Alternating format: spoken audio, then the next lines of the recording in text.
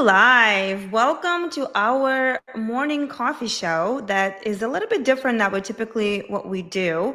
Today I have a guest for us for a quick 30-minute coffee break, and we're going to be talking about why do promising sales hires flop, and how do we help them succeed, and how do we help them build their pipeline, and how do we coach them, and all of that stuff.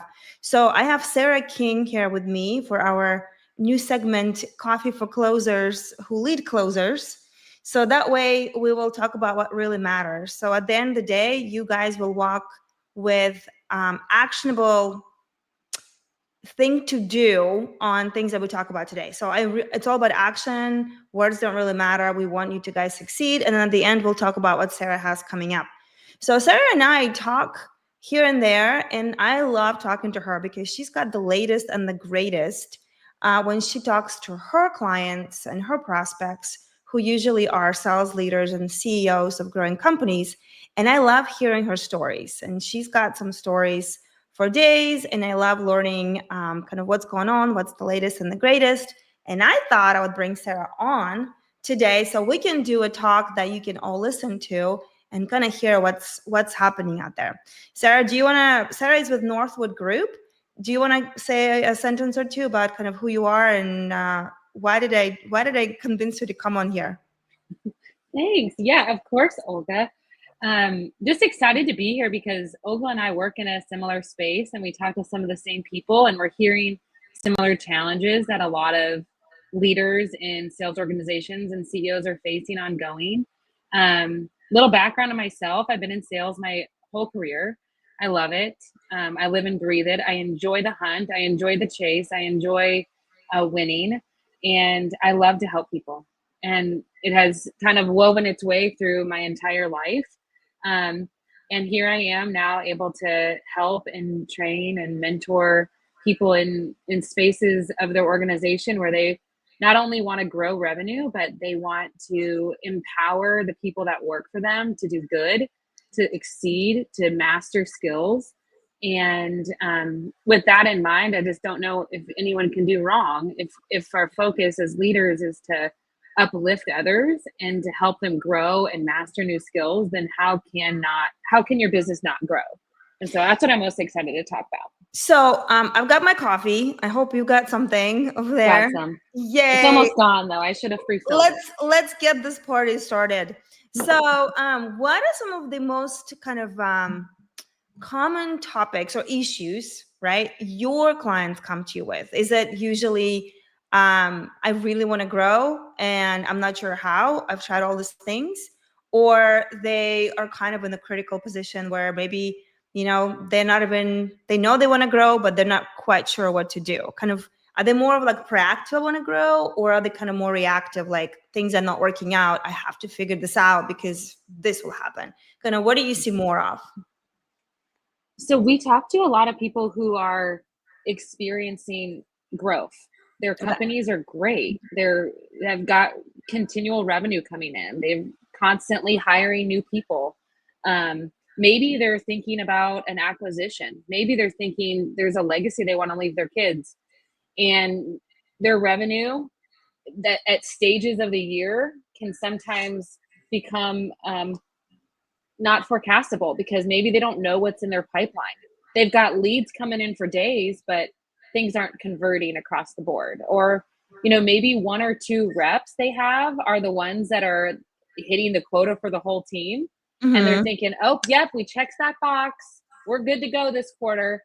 And they're not quite aware of what everybody on the team is doing. So you may have one or two people that are the ones closing everything. And yeah, you're hitting quota, but what would happen if we got all 5, 6, 7 other reps hitting quota? It'd be a game changer, right? So we're seeing that a lot. We're also just seeing this desire to empower their teams to greatness, and finding the little holes that are in the sales organization that maybe sometimes aren't always quite noticeable because you're hiring the best MBA grads out of UT or any of these big colleges, and they have a great repertoire in sales, and they've been the top the top sales rep wherever they've come from, and you think you've hired this perfect person. Lo and behold, they have to be hunting now. They have to be Yeah. business development, and maybe they're not used to that. They've always been handed opportunities, and so just finding those little tiny things within our organizations that if we make minor shifts can dramatically So change. they've got the desire to grow, and they're like, clearly we've tried these things. We want to grow faster. We need help with you guys help. So when you come in, I remember when I went through sales training, I was hammered in my head with like three things about people, right? Which we're going to talk about today. It's about systems. It's like having the sales process and having systems and how do you generate leads and all that stuff. And it's about management, right? How do you coach and how do you manage and how do you motivate that? Right? So like you got to have all three. Otherwise, if you only have great people but don't have the other two, that's not going to work. If you have great systems but not the other two, it's not going to work. And so it's kind of like they're all connected. At least that's how I learned, because I like to simplify in my head. And so our job at Revenue Hire is to find great people for sales. We stay away from other things. And then you guys come in. So what's the first thing when you come into the company? What's the first thing you'll look at? Like they want to grow, they're not sure how, kind of where you see, do you look at people, at the systems, at the management? Kind of what's the first thing on the list? As you mentioned, it's kind of, we can customize it to whatever the leaders think, but it's really and truly coming in and checking out the people. What do Okay. we have? What are our skill sets? We use a really cool tool that helps us do that. And I know you're familiar with it as well, but it's going to strip out certain things that maybe you can't see on a resume, right? We don't always know if somebody has a high need for approval when they've presented you with a really beautiful resume and a ton of accolades. They may be that one person who has a really hard time asking hard questions on sales calls because they want someone. I mean, a lot of salespeople want to be liked. It's just a natural inclination. Yep. And if they're unaware of that tiny little thing that's built within them from years and years of upbringing, and they can't undo it, it's going to be a limiting belief that affects their success. So evaluating the people first, I would say, Olga, is going to be, the best way. But another thing is we value the managers so highly. And we want to make sure that the managers are the ones that are going to lead the charge in all the efforts that we roll out. Having good managers is oftentimes the most overlooked quality in a sales organization because people think they need to be friendly, open up, about all the things that is going on in the family and how can I be really connected to my reps, when in reality, it's kind of like having a coach at a gym. Like the last thing we'd want to do when we're tired is get up out of bed, go to the gym and have somebody barking down our throat telling us that we need to push it, and they're going to set the metrics based on the goals that we have told them we want to accomplish. Right. And same is true with anything hard. And I would say sales is hard. It's not just the easiest, it's not the easiest career out there.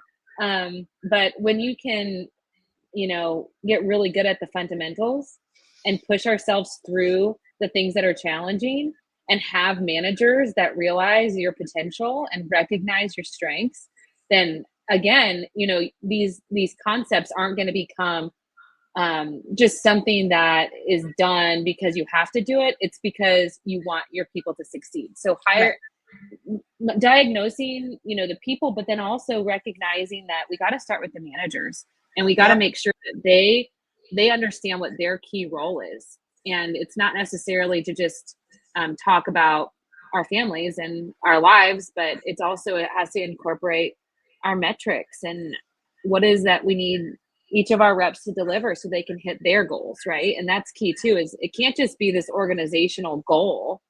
These managers have got to get into the core of who these people are and what is it that motivates their reps. Right. And so working with the managers is key. And then, the sales oftentimes falls into suit because with the managers comes the processes, comes the deliverables, comes the metrics to hit. So with all the tech that's out there and they keep popping up every day. There's something new. And a lot of times when even companies come to me and they've got all this amazing tech that they have a hard time using, or no one is using it, or they don't know how to use it. And then the habits are the habits, the tools are the tools. And I feel like with technology, we just keep on building things on and on and on without understanding like what's the human part of that. Like, for example, I heard the story the other day that somebody was interviewing a candidate, and the candidate was reading answers from AI. So it was like a live AI coaching for this interview. And this person, hire manager, was like, I know she was reading the answers. And so all of this tech now is out there. And I'm like, this is interesting. Like, it's only going to get, like some people send AI to be on the interview or this or that. And so tech is becoming very awesome at a lot of things, including interviewing.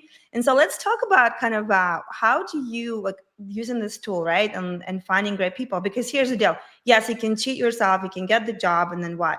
So what do you look for kind of when you talk to people, when you interview people? Like, what are some of the sales DNA traits? You mentioned need for approval, but like, what are some of the other things that are important to you besides having a great resume? Because that's Yeah. honestly not the answer. Yeah. So I'll kind of answer that with a story, because I just recently got back from a couple weeks in Florida, and I was traveling with kids. And I mean, the airport is in and of itself a lesson for all of us. um, and I was just thinking through, you get two types of people, right? You get the people and the parents who have packed snacks for days. Like, kids are going to eat granola bars that are half squished because they just have this concept of money where it is, I'm not going to waste it. I'm not going to waste it on things that cost too much money. I'm not going to spend all this money in the airport. And then there's these other parents who come in and they're like, wheels off. There's no limit to the money here. We're on vacation. And I started thinking, like, the way that we work and live within the concepts of money, the way that we spend money, the way that we buy, often is reflective of our upbringing. And until we recognize that some of these traits that are wired within us can affect how we sell and how good we are at selling, we're often not going to be able to recommend or coach any of our reps, because these tools are so helpful, as you mentioned, because it can really pull out things that are not recognizable. And so another one is, right, this belief of money. If something is expensive to you and you're selling a product that's so expensive and you feel it's so expensive, then Yeah. the likelihood of you being willing to talk about price with your prospects is going to be pretty low, because it's going to make you feel uncomfortable.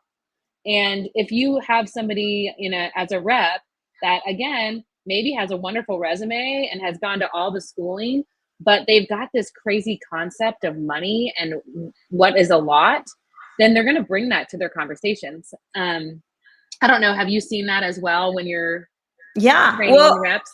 yes. When we interview, one of the things we do ask is to make sure the average deal size that a sales rep sold is somewhat similar to, especially for the company that doesn't necessarily want to train them from the start. We want to make sure there's some kind of alignment there, so that way we're not hiring somebody who sold $500 for $100,000 deal, because we don't know if they can make that jump without knowing about their training. So yeah. So what's one of the things that's helpful? Because we talked about money, we talked about need for approval. I know there's a couple more, and we're not gonna go into the detail about all of them. That's something that I guess we can talk about the webinar you're hosting later. But those are just the two out of 5 that you got to pay attention to. So for need for approval and the money weakness, like, what's the one people ask me? What's the one question that you can ask? And like to understand a little bit about it. So how would you answer that question? Like, what's the one tip for need for approval or money weakness that somebody who's watching it can keep in mind? Like, this will be helpful to ask or figure that Mm-hmm. out. Well, if you're managing reps and you have a tool that's recording their sales calls, you can easily start to see where there's opportunity to go deeper in a conversation, but they may not go there. So, for example, you may start to recognize that some of your reps are going to avoid hard questions that will actually qualify the deal. And that might often, you can shake some of this stuff out, but some of it really is just ingrained in who that person is. But if you feel like this is the right person and you want to start to coach and try to help focus them on this specific weakness, then using the role play of just asking tough questions and allowing them to ask the questions that feel like they're crossing that line, and allow them to have the reward of respectful pushback. So recognizing that it's actually not going to kill you. Yeah. You're not going to die. You can ask a hard question, and what's on the other side is oftentimes going to be the thing that keeps them going, because the response they're going to get is going to be more times positive than negative. Yep. And it's going to feel like a breath of fresh air. So that, from a need for approval side of things and a coaching, that's a simple tactical thing you can start doing today, is just listening to the calls. Are there opportunities to ask just one more question when a prospect says, I just don't think that right now is a good time. Money's tight and there's all these transitions happening in our family right now. Instead of saying, yeah, I totally understand, I agree, why not ask just, well, why? What is it that's super challenging right now? Get to the meat. Right. Asking that one extra question is oftentimes not going to deter you from a relationship. It's actually going to end up making them trust you more. Yeah, well, that's a really good example, and that's awesome for the people that you already have, and for the interview, the question that I'd recommend is usually asking if they have any kind of follow-up questions at the end. That means after, especially, you laid out the law, like, okay, this is how it's gonna go. So if they're asking more questions at the end, that's usually a good sign. So they're not taking your put off, like a prospect would be like, okay, I'm done. Are they going to keep talking? Or how are they acting when you're pushing a little bit on, on the kind of how are you setting up the call and you're saying, kind of tell me more about that. Are they trying to be like, try to build rapport with you? Are they not trying to build rapport with you? Because need for approval people, if it's like in check, they will try to build rapport with you. But if it's a little bit off on different ends, either they will sound like they're offended or something, or they will go into complete like a puppy mode, or so or you gotta, agreement. They agree too much. right. So like Yeah. there will be like, you gotta watch out. So the good things, they need to be like, oh, Sarah, sounds great, let's go. Like how are they handling, or what, or okay. So you kind of want to watch out, like little in the first minute, you can get a little pulse on need for approval.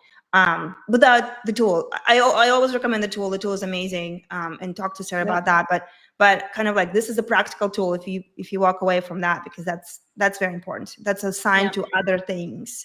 Now Yep. let's talk about kind of the smarter coaching methods. So that was very interesting to me. What are you seeing? How is the coaching evolving with like all the tools? You can listen to the calls, or before you couldn't really, right? You like, there's a million recordings and AIs and analyzing and da da da da da. But at the end of the day, like, what do you see is still the really good way to kind of have a smarter coaching for your people? Listen, it's as simple as that. Listen, turn those ears on a conversation, rid yourself of the technology just for half a second. And until you can master the art of listening, those tools are going to not serve you at all. Because if you're too worried about what's on your screen prompting you, then you're going to miss the bulk of what somebody is trying to tell you, because you're oftentimes not going to get the meat of why someone wants to buy unless you hear why it is that's compelling to them to make the purchase. And the compelling reason is never on the surface. It's always a few questions down. Yeah. And if we've got too many tools prompting us to ask a certain question, then you're going to be thinking about the next question before you heard the answer to the previous one.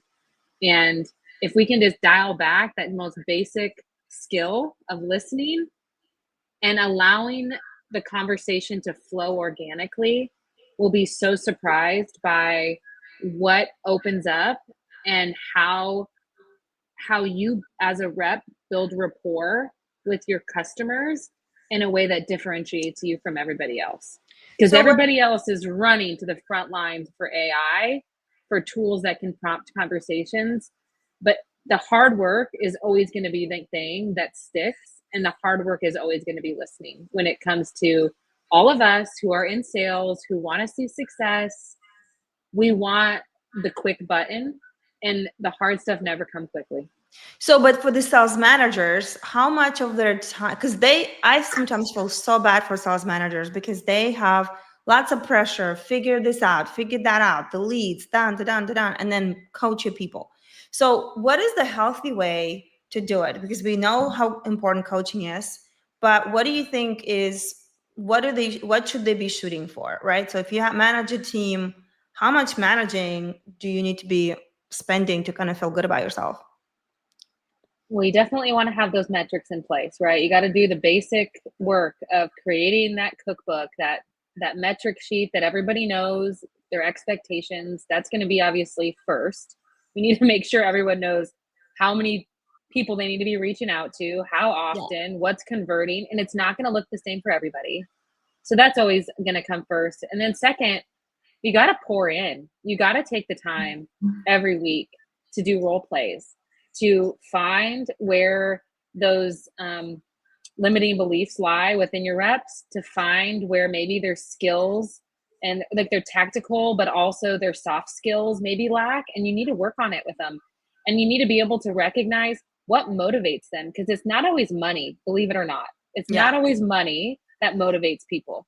And yeah, even if they say it's money, there's something underlying there. Maybe it's this dream of being able to move to the country and have a farm with their family, but they're never going to get there if they don't hit these numbers. Or maybe they want to leave a legacy for their kids.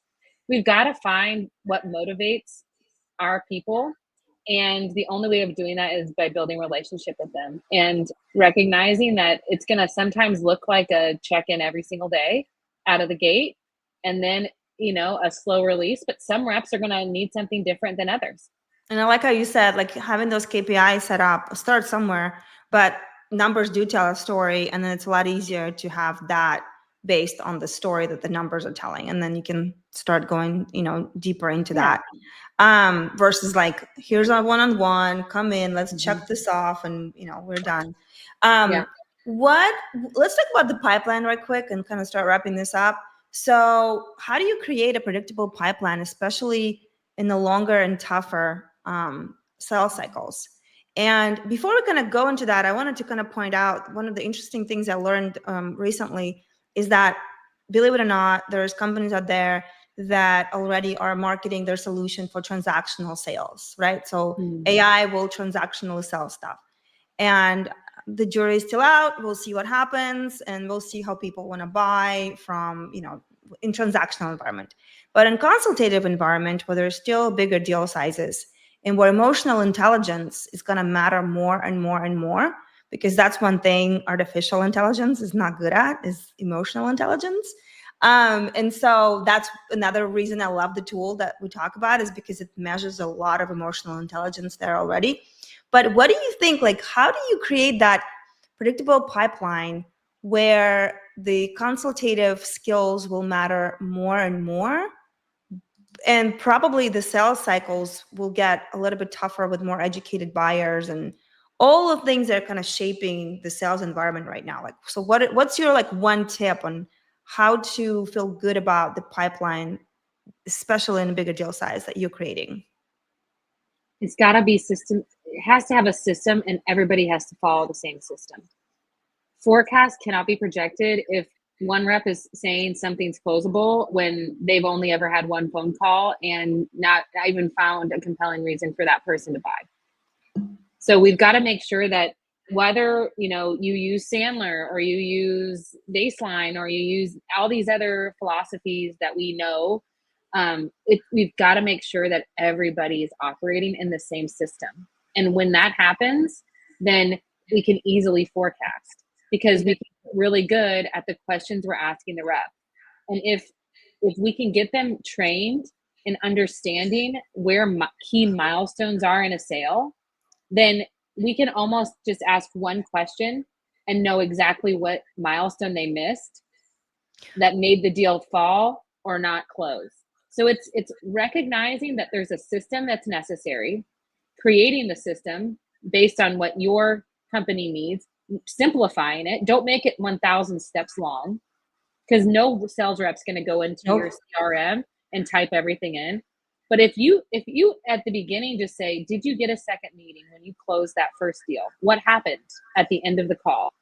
If that's the first thing you start with and they can answer it, great. They're going to get used to knowing that that's the one thing they need to do at the end of every first call. They need to book the meeting. It's need to be on a calendar. So just setting those milestones and expectations out of the gate, building those processes out that everybody lives in and nobody's allowed to do anything different. They can find a way to get to each base. They can find a way to get around and qualify. But at the end of the day, as managers, we need to make sure everybody's living in the same space, in the So, same method. and I'm sure you and Adam will talk about that in the webinar about like more ways and more tactical things and things to do. But if you look right now for a helpful tip, like what's the most common complaint, I guess, or the biggest like mistake you see with pipeline? Is it in the beginning of the funnel, in the middle, the end? Kind of pick one, and we'll talk about a helpful tip there. You know, in general, it's typically in the middle because people qualify things before they're qualified. Okay. They So think they've had enough deals, right? They had enough phone calls, and it's so qualified because they got happy ears. what's the helpful tip that you can like kind of walk through somebody who's watching right now to solve that kind of problem? Have you found a compelling reason to buy? And that doesn't mean my company needs the software because we're living off of Excel. It's often I'm bringing my work home at night and spending 10 hours after my kids go to bed because I cannot get all of the proposals in one place. And it is exhausting me and it's affecting my home life. That's a little bit more of a compelling reason than we just need to move into one operating system. And right now it's just overwhelming for the team. So, one, find the compelling reason and make sure that you're talking to the person who can make the decision, because we can often spend hours upon hours on phone calls with people who can, at the end of the day, not make the decision. Yeah. So get to the decision maker. Well, I like that. Well, I'm excited to kind of what other things you guys are going to talk about, but that's a very helpful thing because the pipelines get so bloated with all the opportunities that should not be there to begin with, and then this is a very good way to, if you can just go right now and ask your salespeople that question, you're welcome. This will be very, very helpful. So did we talk about a helpful tip about smarter coaching? I think we missed that part.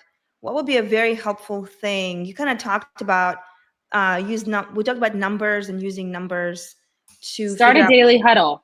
I think, if there's anything that you could do to just try to re-engage or retool your team, start a daily huddle. Ask everybody what they're doing today. What are they focusing on? And this accountability will begin to bubble up. They'll start to realize I'm not being held accountable and I do want to succeed, but I've gotten comfortable. Yeah. And anyone who wants success wants someone to challenge them and wants someone to hold them accountable. So start a daily huddle, whether it be 5 minutes a day at the beginning of the day, or maybe it's 2 times a week, whatever you can bake in, but start that relationship now. Start holding people accountable in the most basic way around what do you want to accomplish today, and did you accomplish it at the end of the day? Yeah. And I want to add, my team actually does this every morning for 10 minutes. We always start with our wins and just one win, and then very quick, and it just gets the energy going, and people are like, they have to think about, what did I do yesterday that is a win? And that's another thing that to add with accountability, because otherwise it's very dry and like stressful and this and that. So we sprinkled wins in there too, and that's kind of getting going. Well, listen, I can talk to you forever. I just wanted people to have a little taste of how much knowledge and wisdom you got about all this stuff.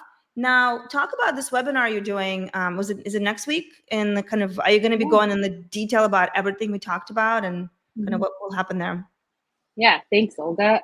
This has been so fun. I can also talk to you forever. we just live in such a similar space, and you're such a powerhouse when it comes to building businesses and helping people. We're going to host a webinar on August 19th. It's called Retooling the Sales Team. It's not going to be a bunch of us talking about what we do, who we are, where we came from. It's going to be sharp shooting around hiring the right people, how to build a process, what does it look like to forecast. We're going to go a little bit deeper into some of the stuff that you and I talked about today, but anyone who is a CEO, founder, or a VP of sales leading a team of people, whether it be yourself as the sole person selling, or maybe you are the one building out a team for a startup, or maybe you manage a giant team of 10 plus reps. We'd love to have you there. And again, it's free. It is meant to serve you, help you. We're not going to be pitching anything to you. It's just to help you maybe spark a little curiosity in you and how you're going to get and finish the year strong. Love it. Well, I'll drop the link in the comments for this, so go check them out. Great at what they do. So we work together back and forth. Great people. And Sarah, I think I just might have you again in a couple months. We'll do this coffee for closers who lead closers. I think that's a great segment to kind of shake it up and have a short segment and talk about what really matters, especially with information overload and everything we have to deal with. This is now the voice of reason. Pay attention to that. So thanks for being on here. I appreciate you. Thank you, Olga. Have a wonderful day. Bye.